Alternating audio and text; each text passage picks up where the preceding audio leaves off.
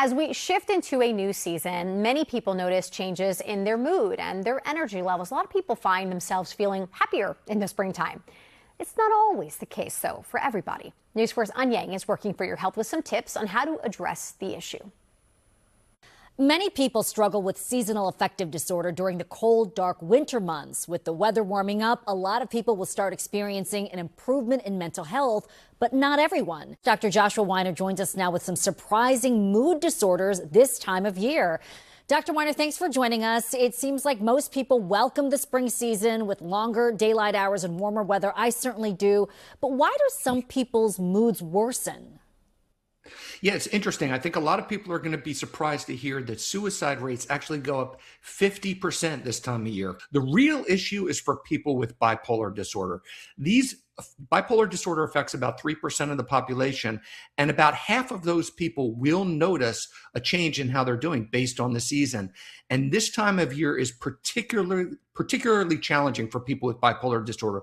They're much more likely to experience mood disruptions, mania, hypomania, irritability, and all of those things are what lead to these increased rates of suicide. So what can people do to prevent or address these problems if they occur this time of year? Well, so what you want to do is you want to map out, first of all, whether or not you experience things on a pattern. And if you do notice that this time of year tends to be difficult for you, you want to take preemptive measures. Talk to your doctor ahead of time. There may be things that you can do ahead of time, that adjusting medications or supplements or your lifestyle patterns that are going to help. The big thing with people with bipolar disorder is sleep. Sleep is the most critical factor when it comes to mood stability for people with bipolar disorder.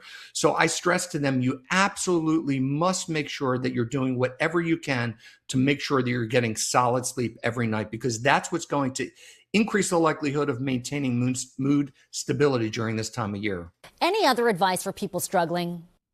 Well, I just think that people need to be aware that there are a couple factors that are really at play here. We think the reason people have struggles is because of the increase in sunlight exposure, but another factor that people might not be aware of is allergies.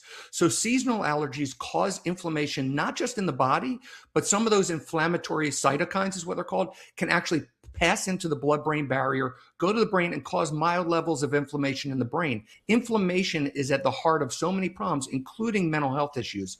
So I do have some patients who during this time of year, I will give them some anti-allergy medications, over-the-counter allergy medications. Of course, check with your doctor first, but I have seen benefits for people when I do that in terms of helping them decrease their inflammation, decrease the likelihood of them getting worse during this time of year. All right, Dr. Joshua Weiner, thanks so much for joining us. My pleasure.